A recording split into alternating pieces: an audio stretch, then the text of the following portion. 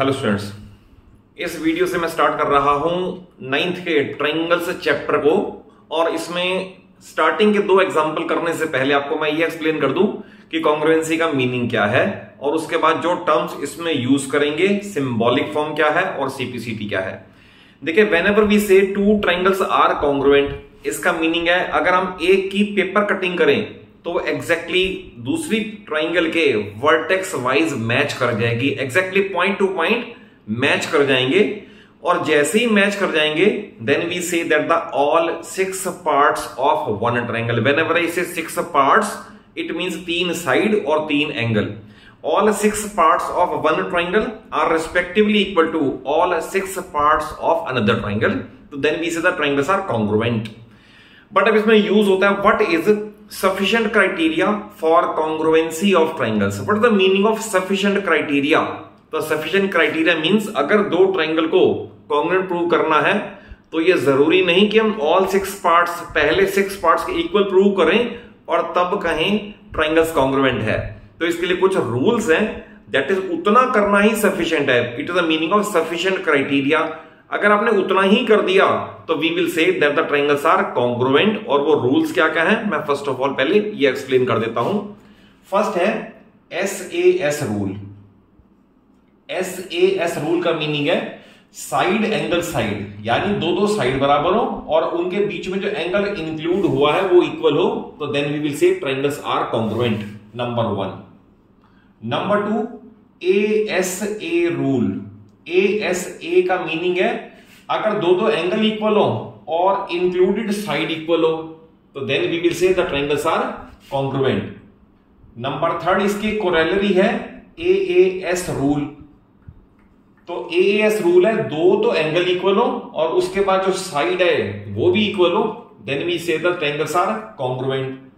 Next 4 है triple S है अगर एक ट्रायंगल की तीनों साइड दूसरी ट्रायंगल की तीनों साइड के इक्वल हो then we say the triangles are congruent.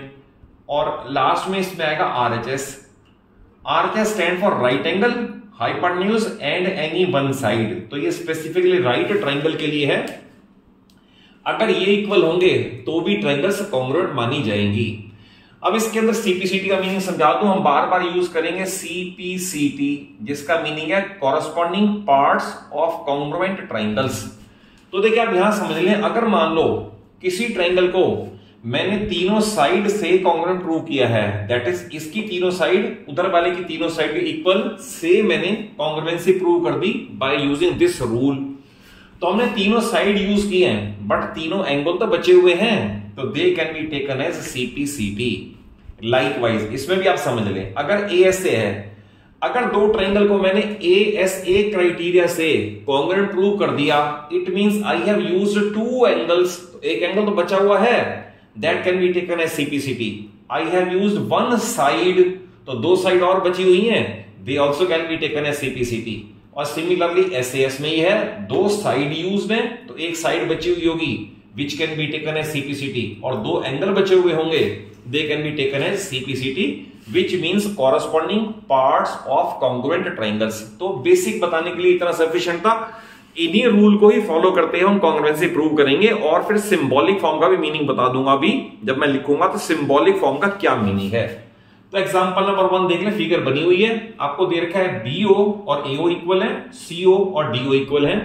To prove है नंबर 1 कॉन्ग्रुएंसी, सिंपल। और सेकंड पार्ट उसने कहा prove that AD parallel BC। अब याद रखना किसी भी कॉन्ग्रुएंसी में पैरेललिज्म प्रूव नहीं होता, तो कॉन्ग्रुएंसी में इक्वल तो प्रूव होंगे आइदर साइड्स और एंगल्स, बट पैरेललिज्म कभी प्रूव नहीं होता। तो उसके लिए हमें ऑल्टरनेट, कॉरस्पॉन्डिंग या कोइंटर एंगल्स की कन्वर्स यूज करना पड़ता है।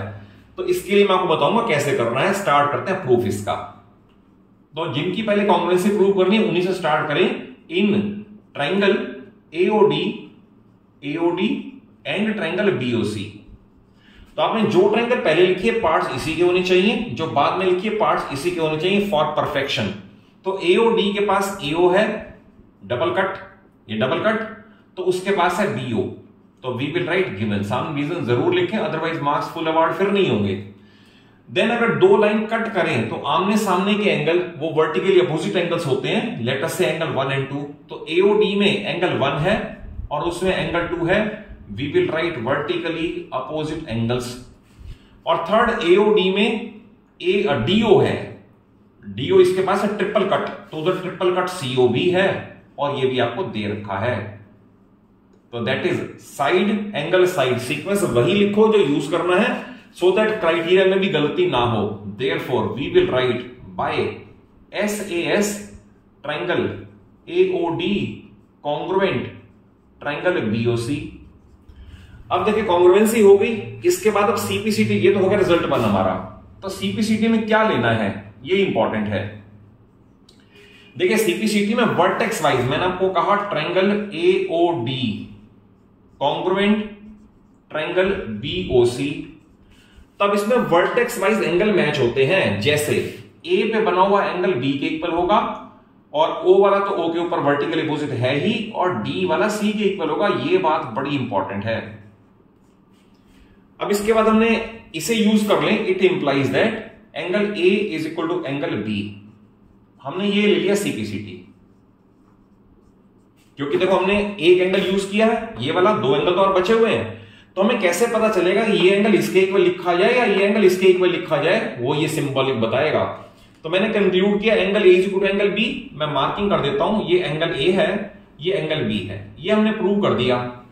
तो अगर ये दो एंगल इक्वल हैं तो we will write as they form, they means यही दोनों angle, as they form a pair of, ये कौन से एंगल्स हैं? Alternate angles, pair of alternate angles for lines. ये भी लिख सकते हो कौन लाइंस के लिए?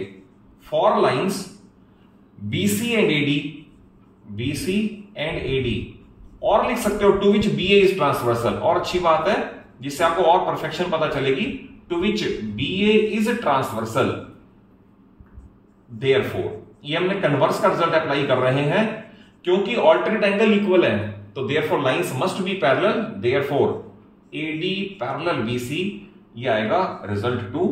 और इस तरह से हमने प्रूव करना है। ध्यान रखना डायरेक्टली कॉन्ग्रुएंसी के बाद ये नो एंड नेवर, कभी हम पैरेललिज्म नहीं लिख सकते।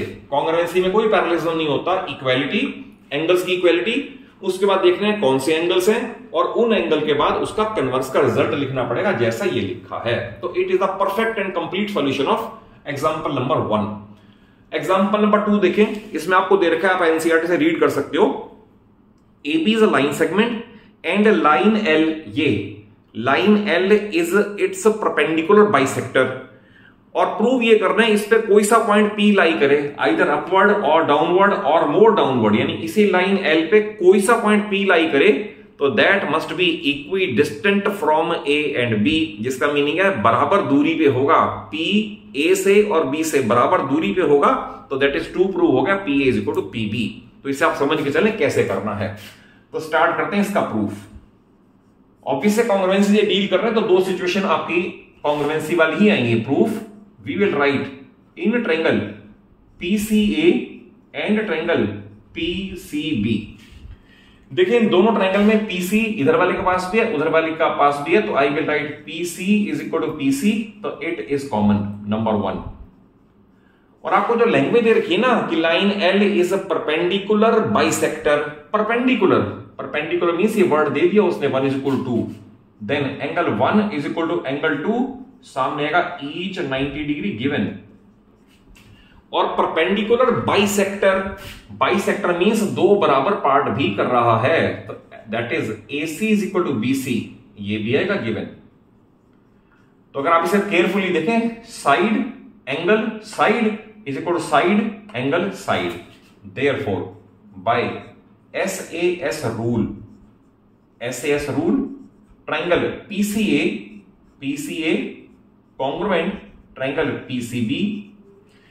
अब देखिए इसके अंदर हमने यूज किया है ये साइड, एक थर्ड साइड तो बची हुई है, तो that can be taken as CPCT। Therefore PA is equal to PB, we will write CPCT and hence proved. तो लास्ट में यही प्रूव करना था कि पॉइंट P जो बाइसेक्टर पे लाई करेगा, परपेंडिकुलर बाइसेक्टर पे लाई करेगा, वो A और B से इक्वी डिस्टेंट होगा।